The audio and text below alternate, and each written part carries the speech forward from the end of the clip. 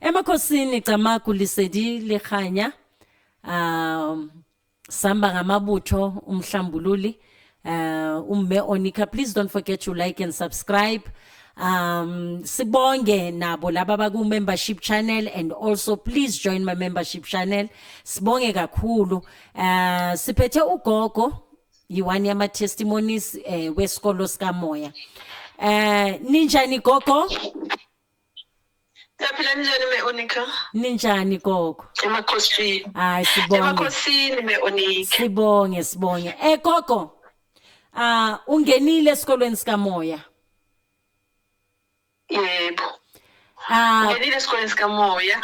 Kwayenzakalani from angithi ungene ngezinto now ungena nani uphuma nani yini ongayikhuluma ngesikolo sikaMoya, and no it's either and ungasabi upholile noma uye waphola noma ke kwayenzakalani yini ongasitshela ngayo ngesikolo sikaMoya esikenzele yona? Emakhosini ngibingelele nabalaleli. Esikolweni sikaMoya mengena nginemthalo ngisindwa. Ngizama ukufuna usizo, ngizama ukuthi ngihlanjulule ngiyenzweni, kodwa ngizange kuze kwenzeke lutho. Kodwa ngithi mangena esikolweni sikaMoya la kume Onika, ukuqala kwami nje ngangisindwa, ngithwele kanzima, ngibambela abantu amagqubu, bangiwisela umuzi, nganginenkinga nje, bangiwisela umuzi abantu, ngihamba icourt nabo. Kodwa ngathi mangiqala isikolo ngikhuleka, ngixolisa, ngizixolela nami ngixolisa nakubantu engayenze ukubi ngisesikoleni sikaMoya. Kwangisiza kakhulu lokho, ngazwa ngikhuleka.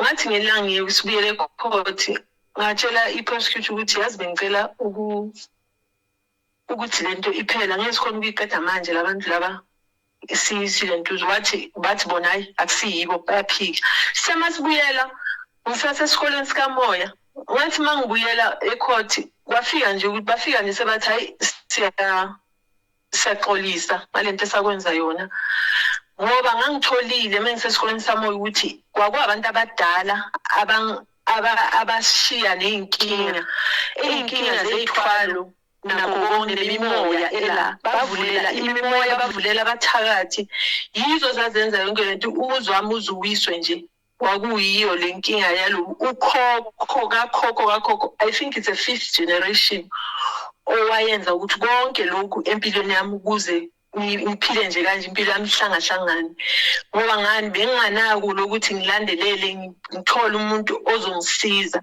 Ngithe mangifika la esikoleni sikaMoya kume Onika, ngathola ukusizakala ukhanya, ngoba ngani uyiqala la ekuqaleni ukuthi uxole wena uxolise.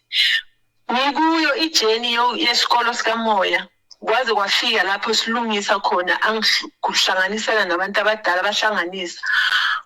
Kwafika lapho ukufika khona ukuthi now ngiyazizwa ukuthi ngipholile emoyeni, ngipholile nasempilweni, nezinto zami nje zishintshile. Ngikhona ucabanga kahle, nemali sengiyayibona, kodwa bengikhona ngiyasebenza, ngihola imali ngiyayibona ukuthi ngiyenzani. Gogo bazothi miracle school bese bathi bazothi miracle school bagijimela imali, kanti aba understand ukuthi imali ikwazi ukuhlala enhlizweni epholile nenhliziyo epholile. Yebo kunjani ingqondo I meant. Gogo, now ngifuna understand le part yokuthi ngempela umqolela kanjani umuntu ophule noma owise amandla akho angaka wendlu, umuzinto enkulu kabi ishelter yakho, so yini eyenza ukuthi qola, ngoba emakhoti nambe isikhathi eside bayiphika, kodwa yini lethe mawubheka isitha sakho wabona kahle ukuthi ngiphezulu kwamandla akhe alokanye enza ububi kanjalo? Yazi into ezukuthi gogo emakhosini ngixole, ngiyengabona ukuthi yonke ukubambela umuntu amagqubu inhliziyo yonke lento ivimba ukuthi ungakhona ukhululeke uqhubekele phambili ngempilo. Iyami impilo nti ngoba ngiyanomsindo njalo ngingabona nje labantu bekuvele nje ngikhuphela ushukela ngizokuthi ngiyasha ngazuthi bangabagweba manje kodwa ngathi mase ngilayisweni sikamoya kwashintsha konke lokho. So ngaba ngani bengifuna impilo yami iqhubekele phambili ngoba ngibambe amagqubu nako konke enhlizweni esifubeni hayi impilo yami ibophe.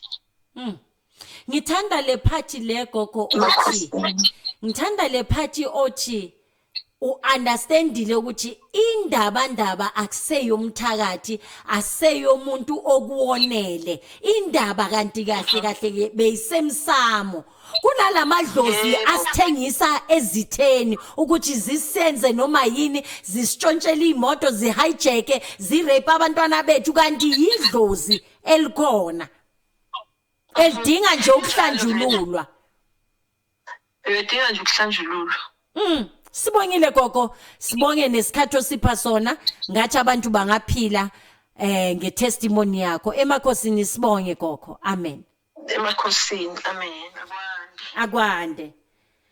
Ngizokhuluma ngabantu bakulomhlaba. Izinto ngengayikhuluma ngathi akumane kuyenzeke noma yini ebhlungu empilweni yakho.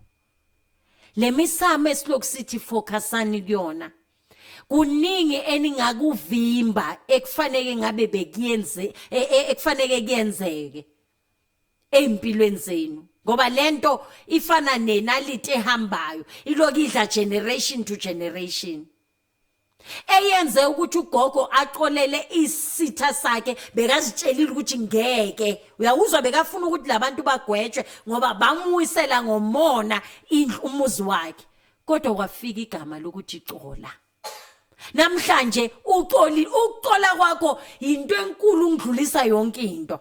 Ngiyazi omunye ongakafiki kulesigaba sikamoya esikuzo ngeke understand. Khona umuntu olala avuke ngepain avuke isitha sila emlomeni wakhe isigulo esibhlungu kabi. Kodwa iyafika that moment iyazifikela yona. Ngoba uzobe so understand ukuthi leli dlozi eliphila emsamo wethu yilona elisimoshelayo vimbani ngoba ngeke baphela izitha zizoloku zinhlukumeza. Please don't forget to like and subscribe. Amen.